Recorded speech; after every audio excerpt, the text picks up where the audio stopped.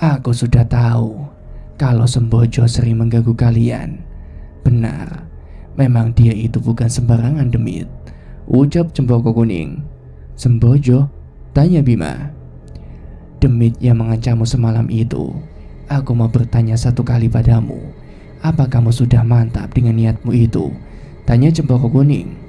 Bima diam, dia tidak langsung menjawab.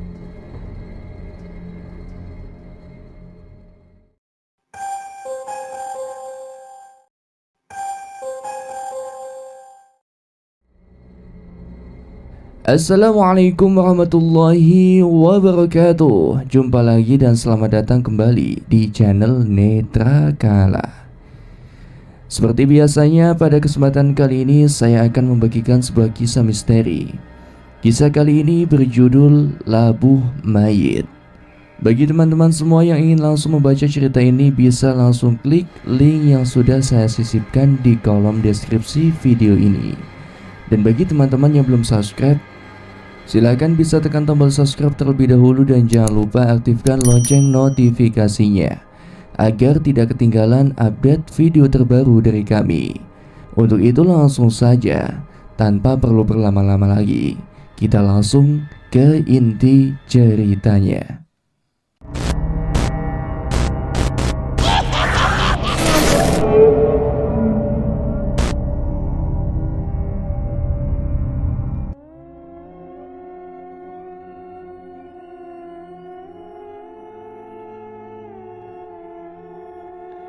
Gimana Mbak? Tanya Bima saat mereka berdua tengah duduk di taman belakang setelah makan malam di rumahnya Budayanti. Gimana apanya? Tanya Maya balik, walau sebetulnya dia paham apa yang dimaksudkan oleh Bima. Ya kalau pesuruhnya aja begitu kuat, gimana dengan tuannya Mbak? Justru sekarang aku benar-benar khawatir kalau kita melangkah terlalu jauh Mbak. Terang Bima. Maya menghela napas panjang. Tadi aku juga sempat berpikir seperti itu. Tapi aku juga ingat, walau fisikku tidak terluka, tapi terjerat dengan mereka sungguh sangat menyiksa Bim, ujar Maya. Sekarang lihat Mbak, apa yang sudah terjadi dengan Ki Suratno. Bukannya kamu sendiri yang bilang kalau kita punya teman yang hebat Bim? Gila Maya. Dia sudah tahu semua resiko yang akan terjadi. Tapi dengan kejadian yang tadi dia lihat, justru dirinya malah merasa harus membantu Panji. Bima terdiam, meyakinkan batinnya. Kalau kita mau mencoba kemampuanku Bim, sebaiknya nanti setelah bapak dan ibu sudah pergi tidur, ujar Maya yang langsung beranjak meninggalkan Bima. Udah siap Mbak? Tanya Bima. Kini mereka berdua tengah duduk bersila di kamar Bima. Beberapa jam sebelumnya Bima mengukuhkan niatnya. Bahkan dia sampai memanggil Kromo Sengkono untuk meminta pendapat. Tapi bukannya merasa lebih baik, justru Bima kesal karena sosok penjaganya itu hanya diam dan tidak menjawab apapun. Sudah. Jika nanti aku masuk terlalu jauh, segera bangunkan aku ya Bim, ucap Maya. Bima hanya mengangguk. Ya ora kuat aja dipeksa. Kowe wis ngerti resiko ini kan? Geram Kromo Sengkono yang tiba-tiba saja sudah berdiri di ujung kamar Bima. Sontak keduanya menoleh dengan tersenyum. Maya mulai memejamkan matanya, mengatur napas senatural mungkin. Pikirannya fokus dengan Panji. Dia ingin melihat kilasan apa yang sudah dilakukan oleh laki-laki itu. Udara tiba-tiba saja menjadi dingin. Terasa seperti ada yang menaruh es di kulit Maya yang terus saja menjalar dari kaki hingga kepala. Perlahan dia bisa merasakan dan melihat rumah Panji walau masih terlihat kabur. Maya terus berkonsentrasi hingga kini Maya tengah berdiri di samping ranjang Panji. Dia melihat laki-laki itu tengah meringkuk dengan badan menggigil. Sesaat tidak terjadi apa-apa hingga masuklah Eni yang tengah berbicara kalau dia mau pergi keluar. Adegan pun berganti. Panji beranjak menuju pintu. Langkahnya terlihat sempoyongan. Saat membuka pintu, dia mendapati ada seorang wanita dengan kebaya warna gelap. Maya memperhatikan wanita itu. Ada semacam asap hitam tebal yang terus saja menguar dari atas kepalanya. Adegan kemudian berganti lagi. Kini Panji merengkuh ketakutan. Dia melihat sosok hitam besar berbulu tengah menatapnya dari arah jendela. Hingga ada suara gemerincing tapak kuda. Seketika tubuh Maya merinding dengan hebatnya. Walau dia tahu ini bukan kejadian saat ini, tapi napasnya terasa memburu. Jantungnya berdebar dengan kuat. Pintu kamar milik Panji terbuka tiba-tiba dengan suara keras. Kini Maya benar-benar ketakutan. Dia dengan jelas melihat sosok wanita anggun dengan kebaya warna kuning dan selendang yang disampirkan di kedua tangannya. Buk! Tiba-tiba saja Maya terpental saat melihat mata sosok wanita itu. Tersadar Maya sudah ada di tempat yang tidak dikenalinya. Banyak pohon jati-jati besar yang tumbuh di sekitarnya. Dengan mengedarkan pandangannya, Maya melihat di depannya ada sebuah rumah kayu kecil. Melangkahlah dia perlahan menuju ke tempat itu, merasa ada sesuatu yang memanggilnya untuk ke sana. Belum juga sampai kini dia mendapati ada seorang wanita yang tengah buru-buru berjalan ke arah gubuk itu. Maya benar-benar curiga dengan wanita yang ada di depannya. Buru-buru dia melangkah lebih dekat. Kini wanita itu tengah mengetuk pintu gubuk dan keluarlah seorang perempuan tua yang sudah setengah bungkuk. Mereka sedang membicarakan sesuatu. "Wes oleh syarate," ucap perempuan tua dengan suara serak. "Sampunyi?" "Ya wes, ayo mlebu," ujar perempuan tua itu sambil masuk ke dalam rumahnya. Maya mengikuti, perasaannya tidak menentu, kecurigaannya semakin besar. Berpikir kalau wanita-wanita ini pasti ada hubungannya dengan kondisi Panji saat ini. "Saiki lakumu tinggal moroning sisi segara kono, malam Sabtu Legi, paham?" ucap suara perempuan itu. Jantung Maya berdetak lebih keras. Kepanikan muncul dalam dirinya saat melihat wanita muda yang duduk bersimpuh di depannya adalah wanita yang sama yang dia lihat saat Panji tengah membuka pintu rumahnya. Tiba-tiba saja Maya merasa ada yang menarik tubuhnya. Membuka mata, dia melihat kepanikan tergambar jelas di wajah Bima. Badan Maya penuh dengan keringat. "Ada apa, Bim?" tanya Maya penasaran saat melihat Bima tiba-tiba saja beranjak dan keluar dari kamar. Menghela napas, Maya mencoba membalikan kesadarannya dan segera menyusul Bima yang sudah berdiri di taman belakang. "Bim, ada apa?" ucap Maya lirih takut membangunkan orang tuanya. "Ada yang datang, Mbak," ucap Bima. Namun baru kali ini dia melihat ada nada getir yang muncul dari ucapan Bima. Biasanya Bima selalu cuek saat ada sosok demit yang hadir di sekitarnya. Dan benar saja, baru beberapa detik kini mereka mendengar sayup-sayup suara gemerincing tapak kuda. "Apa itu, Bim?" ucap Maya ketakutan. Bima hanya menggeleng. Suara itu semakin kencang semakin mereka menoleh ke arah pintu utama. Di sanalah suara itu berhenti. Tidak ada seorang pun yang berani bergerak. Kini dengan jelas Bima mendengar suara pintu yang terjeblak terbuka dengan keras. Satu sosok yang membuat dirinya merasa gentar tengah berjalan anggun. Sosok perempuan dengan baju kebaya warna kuning dengan selendang yang disampirkan di kedua tangannya. Tidak ada senyum dari wanita itu. Walau wajahnya terlihat datar, tapi tatapannya benar-benar menghunus. Bahkan sosok Rama Sengkono yang sedari tadi ada di dekat Bima, kini sudah pergi entah kemana. Sosok itu kini sudah berdiri di depan Bima dan Maya. Lama dia memandangi mereka berdua. "Cah bagus, nak enduk sing ayu.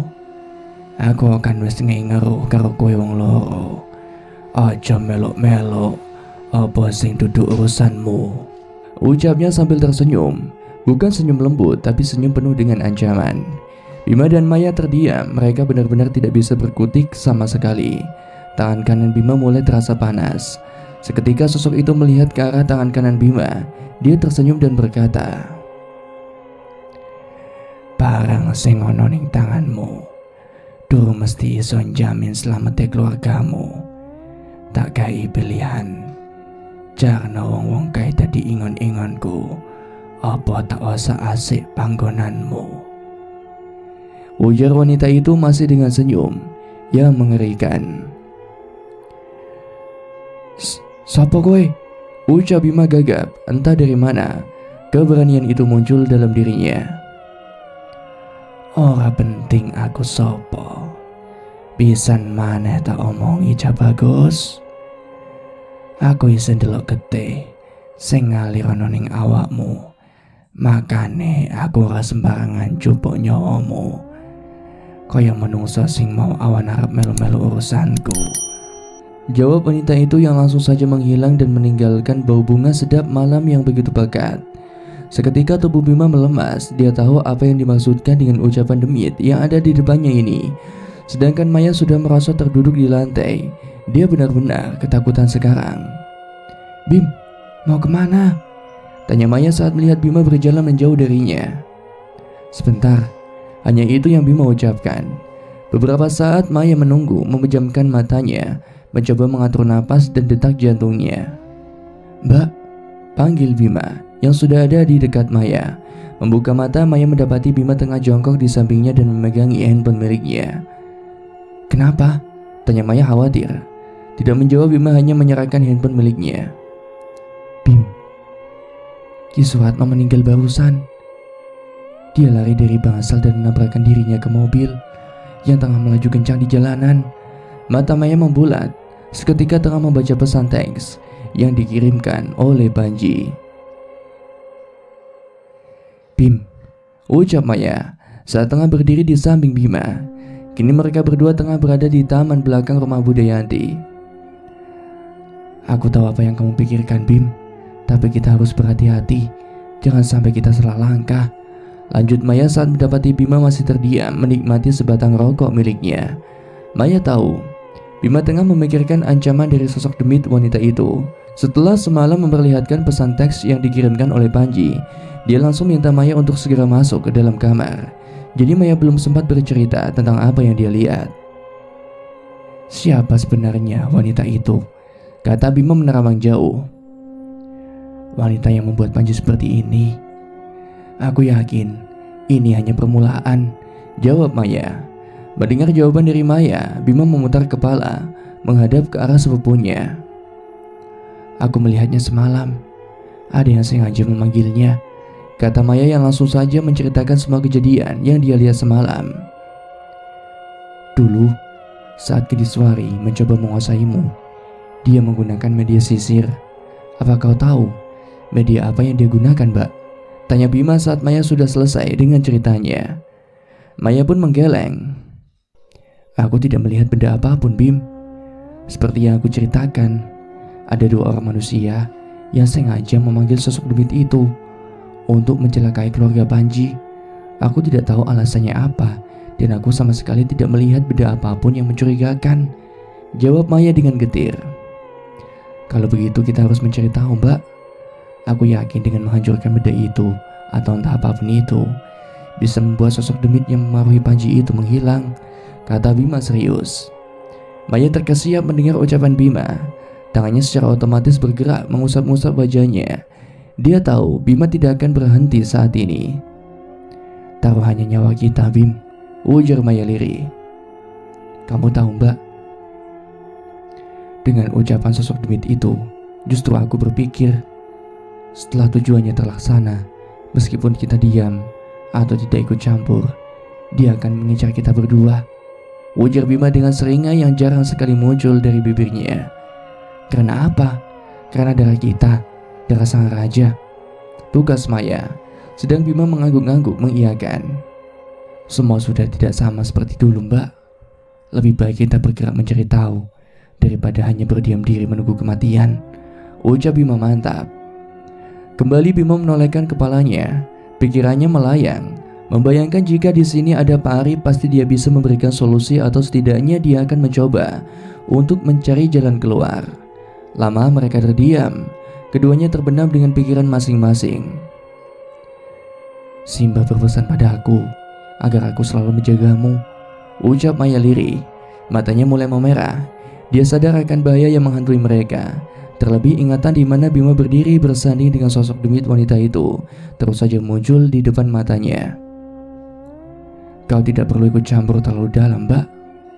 Biar aku yang menyelesaikan semuanya," ucap Bima pelan. Dia tidak bermaksud sesombong itu.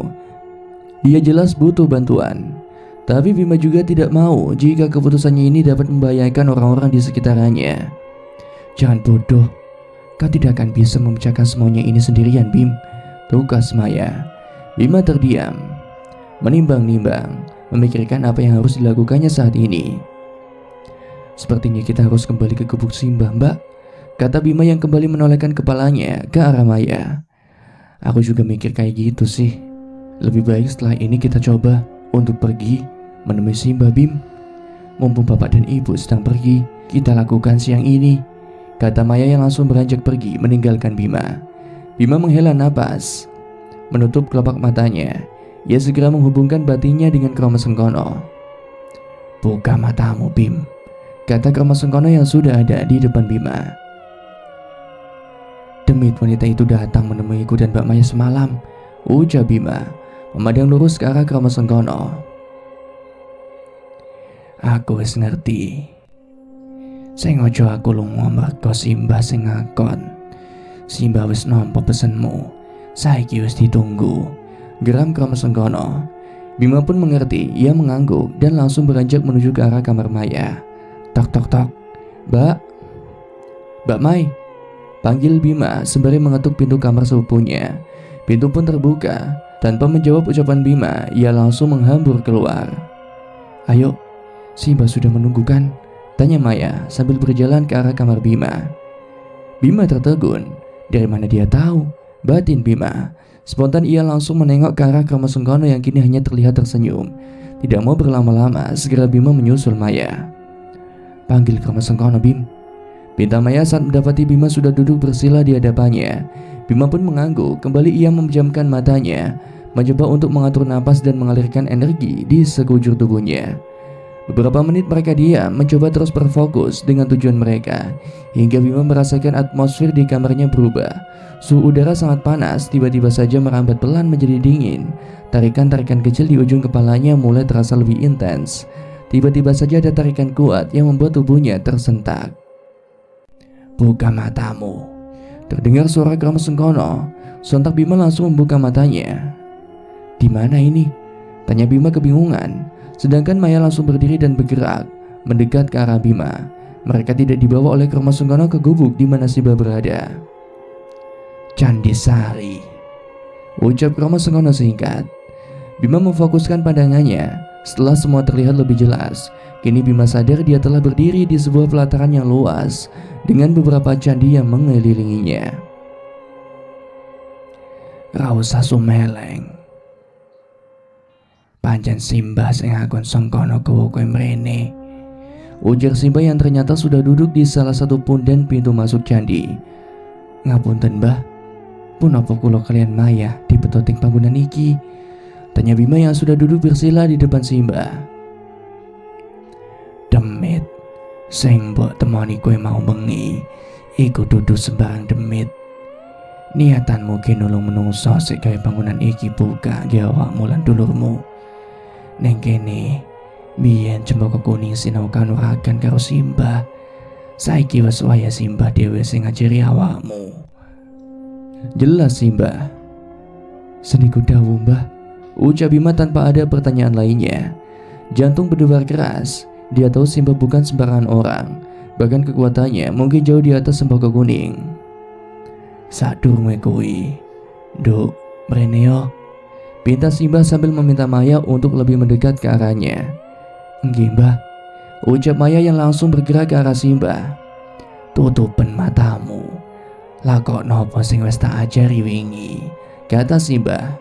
Maya pun menurut. Dia duduk bersila di depan Simbah, matanya terpejam. Bima melihat napas Maya terlihat teratur. Bahkan ada asap putih tipis yang terus menguar dari ujung kepala Maya. Sudah beberapa waktu Maya duduk bersila hingga tiba-tiba Simbah mengangkat tangan kanannya dan meletakkan di kening Maya.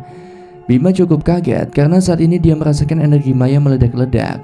Bahkan seolah-olah ada angin yang berhembus cukup kencang yang berasal dari tubuh Maya.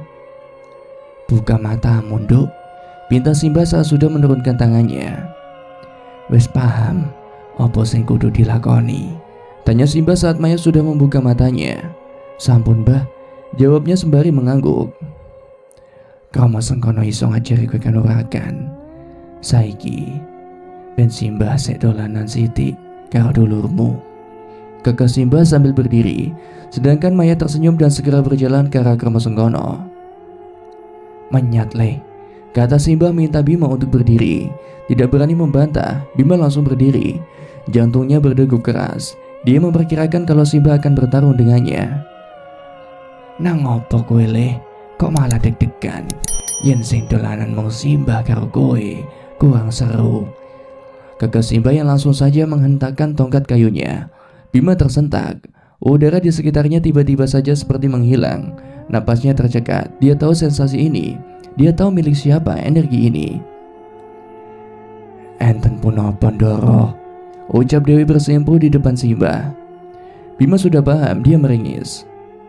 Sepertinya aku akan dihajar habis-habisan hari ini, batin Bima saat mendapati Dewi yang tiba-tiba saja sudah ada di depannya. Kowe kelingan karo bocah kae, ujar Simbah sambil menuju ke arah Bima. Sontak Dewi memalingkan wajahnya. Suwe ora ketemu, ujarnya sambil tersenyum saat melihat ke arah Bima. Ora seru, yen kowe mau kelutan karo Simbah, paham toh? Kakak Simbah. Bima yang mendengar itu hanya tersenyum. Kewaspadaannya meningkat drastis.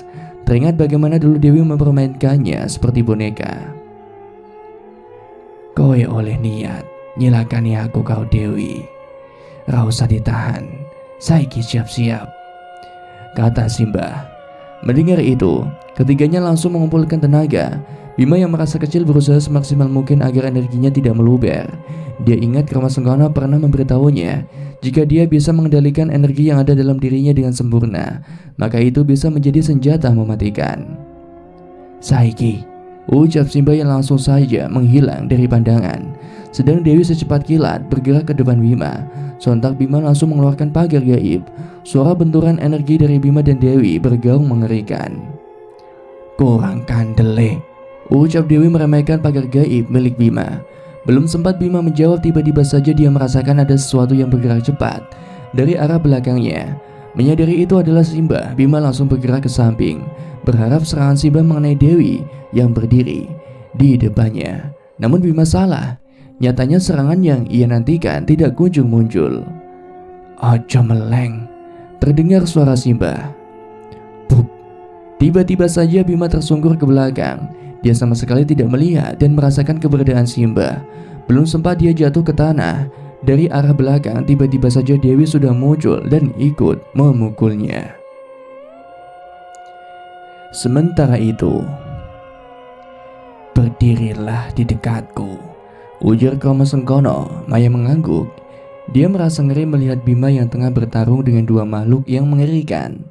Suara benturan dan energi mereka seolah-olah membuat hembusan angin yang sangat kuat. Sekarang kau tahu betapa berbahayanya Bima jika dia memilih jalan yang salah. Apa yang Simbah berikan padamu harus benar-benar kamu manfaatkan, ucap Krama Sengkono. Bagaimana aku bisa melindungi Bima? Bahkan aku tidak tahu caranya bertarung seperti itu, tanya Maya yang masih terus menatap ke arah Bima. Aku akan mengajarimu, tapi tidak sekarang. Perhatikan saja mereka, kata Krama Sengkono. Langit tiba-tiba saja berwarna merah. Sejenak Maya menoleh ke atas, badannya terasa panas. Bahkan angin yang berhembus tidak cukup membuat dirinya merasa nyaman. Apa yang terjadi? Tanya Maya. Belum Krama Sengkono menjawab, sebuah bola merah tiba-tiba meluncur dari arah hutan. Ono geger geden tapi orang ono sing ngundang aku, ucap Banaspati saat sudah mendarat di depan Krama Sengkono. Bocah tengik, ngado kono, ra sadar nek awakmu panas, bentak Krama Sengkono sembari menarik Maya menjauh dari sosok Banaspati. Maya yang baru saja pertama kali melihat Banaspati hanya melongo. Bagaimana bisa demit kecil ini mengeluarkan energi sebesar itu? Siapa tuyul ini? Tanya Maya polos. Sontak Krama Sengkono yang mendengar pertanyaan Maya tertawa dengan keras. Hei, siapa yang kau maksud tuyul? Gertak Banaspati yang menyadari kalau ada Maya di belakang Krama Sengkono. Maya lebih meringsut, dia merasa ketakutan.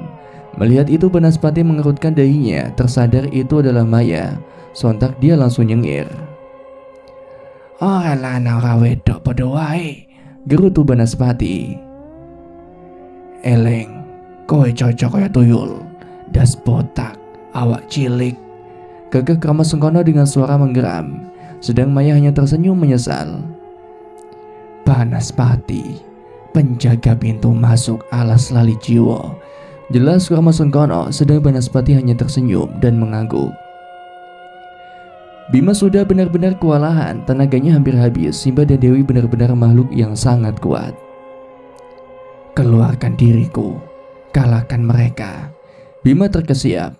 Terdengar suara wanita yang tiba-tiba saja muncul di batinnya, berbarengan dengan tangan kanannya yang mulai berkedut. Cempaka kuning, ujar Bima. Belum sempat dia berpikir lebih jauh, tiba-tiba saja ada serangan dari arah depan. Sontak dia langsung berbaring menghindar. Menggelengkan kepala, Bima berusaha untuk tetap sadar. Tenaganya benar-benar hampir habis. Jaluo marang Gusti, rasa noning atimu, undang awakku, ucap suara wanita di batin Bima. Bima tahu apa yang harus dilakukannya. Bima langsung berzikir dalam hatinya, meminta pada Tuhan untuk membangkitkan Cempaka Kuning. Metuo, batin Bima dengan perasaan sungguh-sungguh. Petir pun menyambar, angin menderu dengan keras. Tangan kanan Bima terasa terbakar hebat. Simba dan Dewi tersenyum. Kini di hadapan mereka sosok wanita yang sudah lama tertidur telah bangun. Menyatole, ucap Cempaka Kuning sambil memandangi Bima. Untuk pertama kalinya Bima merinding hebat. Sosok wanita yang tengah berdiri di sampingnya benar-benar cantik dan memiliki energi yang sangat mengerikan. Tanpa Bima sadari, mata tombak yang selama ini tertanam di tangannya juga sudah keluar, tergeletak tidak jauh dari tangan kanannya. Nyenyak tidurnya, tanya Simba sambil tergagah melihat Cempaka Kuning yang sedang memulihkan Bima. Kang, suwe ora ketemu. Sahabat Cempaka Kuning tersenyum. Bima membuka mata, luka-luka yang ada di tubuhnya sudah menghilang. Arep diteruske apa meh liren, ujar Dewi tersenyum sumringah. Tenagaku durung pulih, aku jek ana perlu karo Bima lan Maya, ucap Cempaka Kuning anggun. Mengerti, Dewi hanya mengangguk dan seketika menghilang dari pandangan. Ya wis, Netno, saiki aku mulai ning gubuk dhisik, ujar Simba yang juga langsung menghilang dari pandangannya. Sementara itu Maya, Krama Sengkono dan Banaspati mendekat ke arah Bima. Nyai, sapa Krama Sengkono saat sudah berada di depan Cempaka Kuning. Suwe ora ketemu Raden Mas, jawab Cempaka Kuning. Bima masih terdiam, dia terhanyut dengan energi yang dipancarkan oleh Cempaka Kuning, seolah ia sedang melihat sosok ningrat di depannya. Saiki mulih sik, ana sing arep tak omongke karo bocah iki. Banaspati arep melu, ucap Cempaka Kuning ramah. Boten Nyai, kula wangsul riyin, ujar Banaspati langsung melesat pergi. Saiki mulih sik, ucap Cempaka Kuning memegangi pundak Bima. Seketika Bima merasa ada tarikan kuat di tubuhnya. Terengah-engah dia membuka mata perlahan, mengumpulkan kesadarannya agar otaknya tidak syok dengan keadaan yang tiba-tiba saja sudah berubah itu. Bim, ujar Maya yang mendapati tubuh Bima basah kuyup dan bibirnya mengeluarkan darah. Sudah Mbak, tidak apa-apa, Cempaka Kuning sudah menyembuhkanku, ujar Bima seolah tahu apa yang sedang dipikirkan oleh Maya. Mari Mbak, sepertinya mereka menunggu kita di belakang, ujar Bima sambil berdiri. Mengangguk, Maya mengikuti kemana arah sepupunya itu pergi. Dari kejauhan Bima sudah melihat sosok Krama Sengkono yang tengah berdiri di belakang wanita dengan pakaian kebaya yang berwarna kuning muda. Rambutnya tergerai indah, kulitnya kuning langsat, namun memiliki mata yang berwarna merah darah. Tidak usah khawatir, aku hanya ingin berbicara pada kalian, ucap Cempaka Kuning saat melihat Bima dan Maya tengah berdiri tidak jauh dari mereka. Duduklah, pinta Cempaka Kuning. Mereka berdua berjalan, duduk di bangku menghadap ke arah Cempaka Kuning. Aku sudah tahu kalau Sembojo sering mengganggu kalian. Benar, memang dia itu bukan sembarangan demit, ucap Cempaka Kuning. Sembojo? Tanya Bima. Demit yang mengancammu semalam itu. Aku mau bertanya satu kali padamu, apa kamu sudah mantap dengan niatmu itu? Tanya Cempaka Kuning. Bima diam, dia tidak langsung menjawab. Iya Nyai, aku sudah mantap untuk menolong Panji, ujar Maya. Sontak Bima langsung menolehkan kepalanya memandang Maya dengan serius. Bagaimana denganmu Bima? Kembali Cempaka Kuning bertanya, tidak ada intimidasi. Bahkan wanita itu terus tersenyum lembut ke arah mereka. Tidak ada keraguan dalam diriku Nyai, keputusanku sudah bulat, ucap Bima mantap. Cempaka Kuning tersenyum.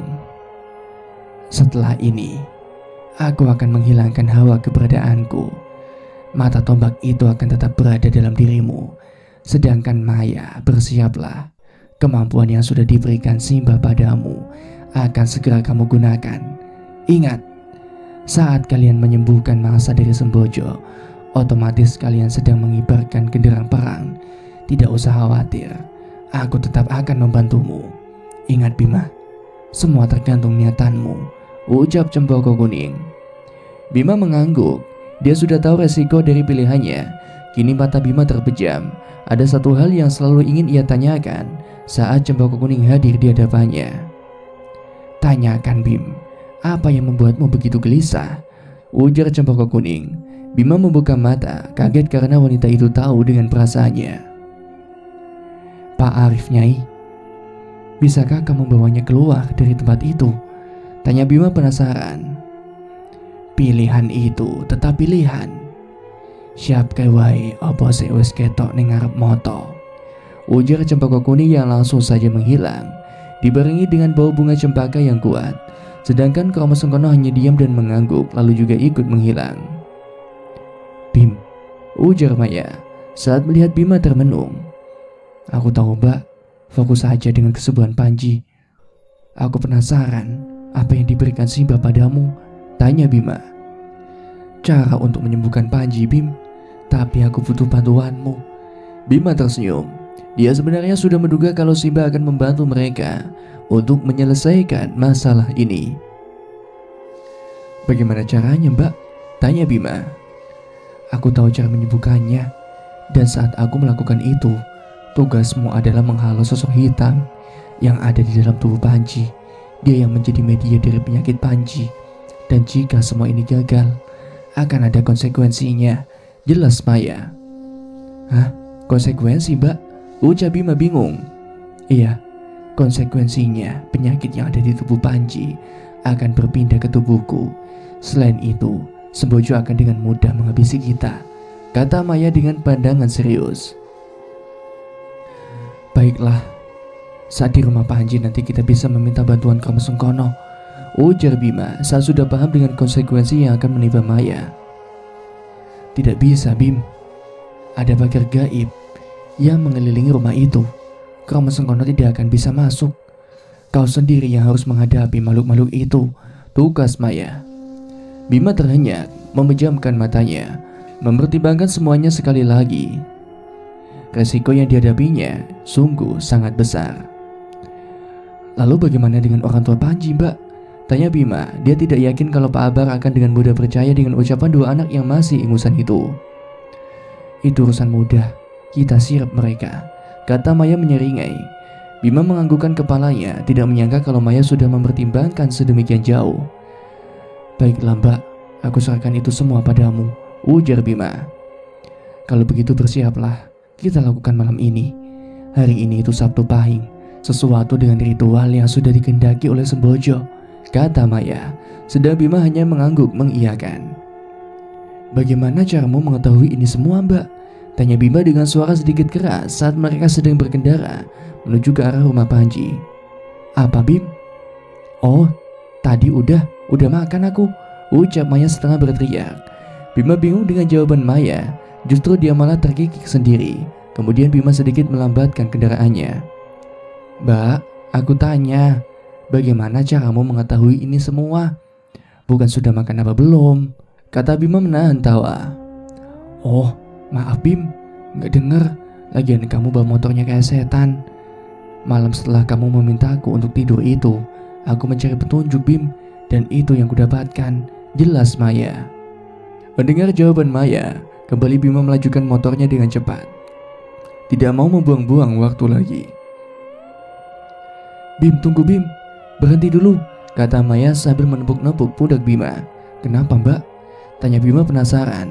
Kini mereka berdua sudah dekat dengan rumah Panji, hanya tinggal berjarak 5 rumah. "Sekarang coba cek, apa benar ada pagar gaib di rumah Panji?" pinta Maya.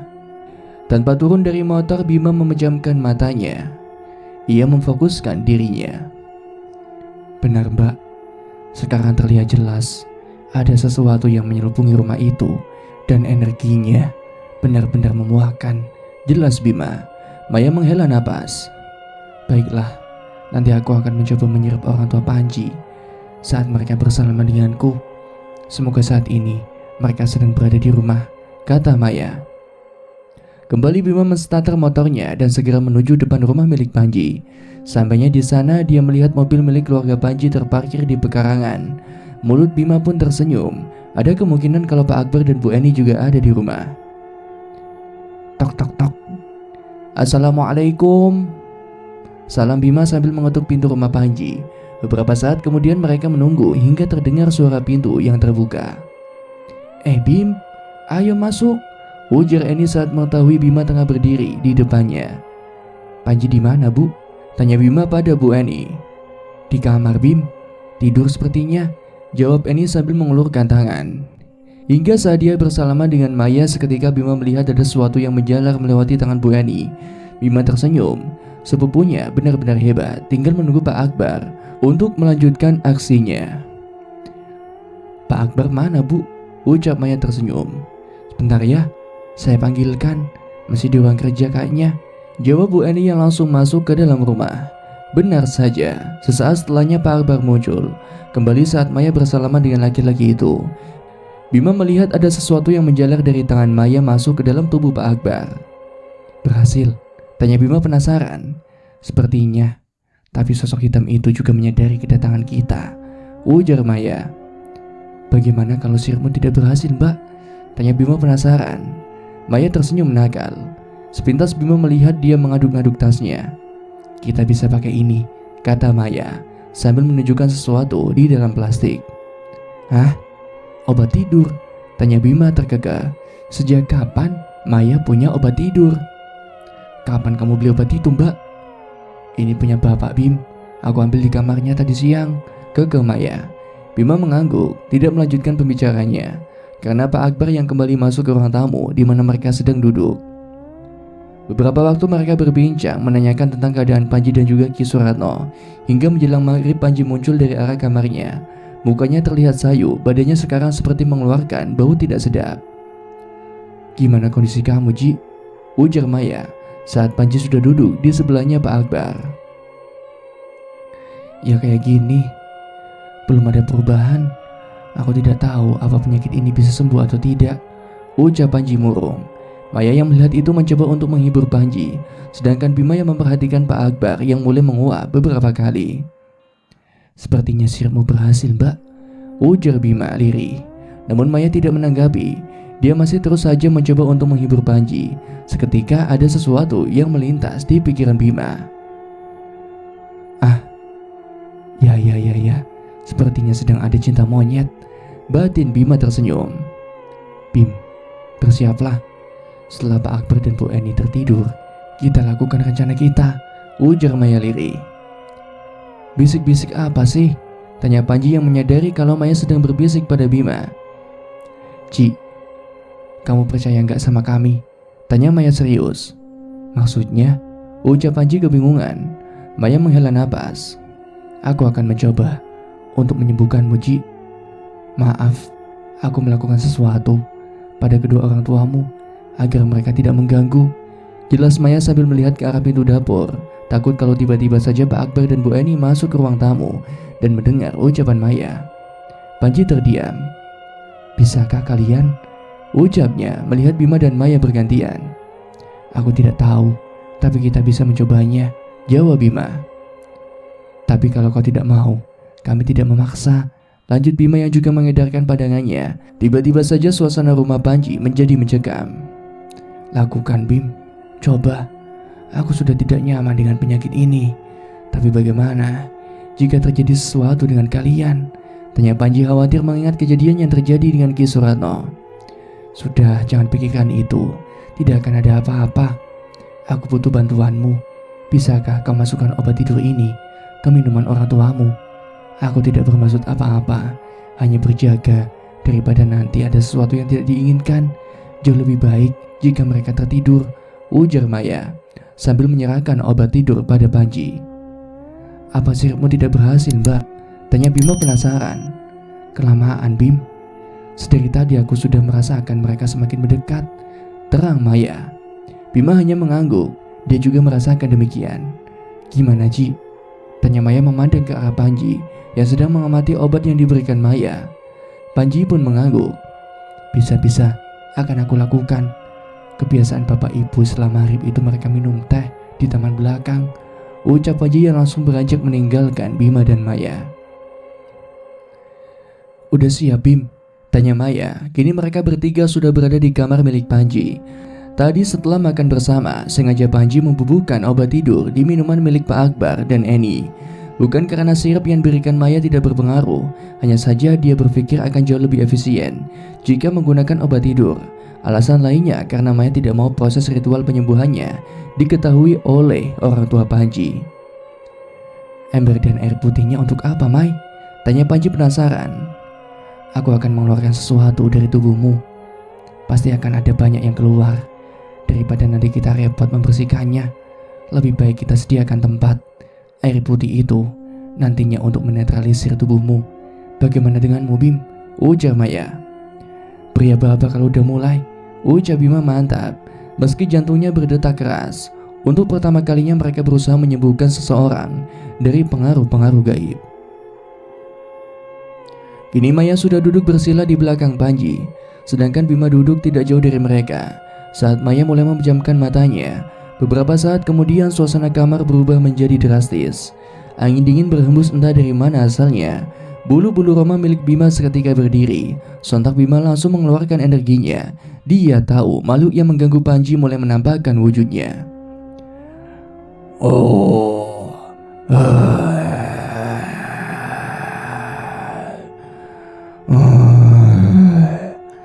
Terdengar suara geraman entah dari mana asalnya. Mata Bima terus saja melihat ke arah Panji yang sedang meringis kesakitan, hingga ada kepulan asap hitam tipis muncul di atas kepala milik Panji. Sekarang, Bim, ucap suara jelas sekali dari dalam batin milik Bima. Tanpa berlama-lama, Bima langsung memusatkan energi dan menarik makhluk itu dari dalam tubuh Panji. Seketika semuanya berubah. Napas Bima kini memburu. Ia tengah berdiri di hamparan pasir. Tepat di hadapannya ada sosok hitam berbulu 8 tangan mencuat dari tubuhnya. Bocah tengik, arep gaya perkara, geram sosok itu. Wes tuwa, wani nek karo bocah, balas Bima mencoba memprovokasi. Meski di hadapannya sekarang adalah demit, namun dia yakin membuat mereka emosi akan jauh menurunkan kemampuan bertarung mereka. Tanpa menunggu jawaban dari sosok itu, Bima langsung bergerak dengan cepat. Tenaganya sudah sedari tadi dia kumpulkan. Bup. Terdengar suara hantaman. Bima kira sosok itu tumbang, tapi ternyata dia bisa menghalau serangan Bima. Iso dolanan kowe bocah, ujar sosok itu mengeram. Bima kembali mundur. Di batinnya kini melihat Maya sedang mencoba untuk menyembuhkan Panji. Paling tidak dia harus mengulur-ulur waktu. Belum sempat Bima mengeluarkan energi lagi, tiba-tiba saja udara di sekitarnya menghilang. Perasaannya sesak kembali muncul di dalam hatinya. Sekujur tubuh Bima langsung mengedarkan pandangannya. Mundur, bocah kuwi sekti, ucap suara wanita yang Bima kenali. Jantungnya berdegup dengan keras. Bagaimana mungkin wanita itu bisa sampai ke tempat ini? Seketika sosok makhluk hitam di depannya itu mundur dan menghilang. Kama Sengkono, panggil Bima. Tidak ada sautan. Sosok penjaganya tidak muncul. Percuma, kowe ora bakal bisa ngundang demit siji kae. Ora bakal bisa. Kini sosok wanita yang semalam datang menemui Bima dan Maya tengah berdiri di hadapannya. Auranya begitu kelam. Sorot matanya tajam memandang ke arah Bima. Wes tak omongi, aja melu-melu urusanku. Saiki ritual labuh mayatku wes bubrah. dulur wedokmu ora bakal iso ucul saka aku. Tak kai pilihan siji maneh. Aku ngerti kepinginanmu. Tak ewangi ngosak asik alas kae. Apa keluargamu sing tak lumat? Ujar Sembojo datar dengan tatapan menghunus ke arah Bima.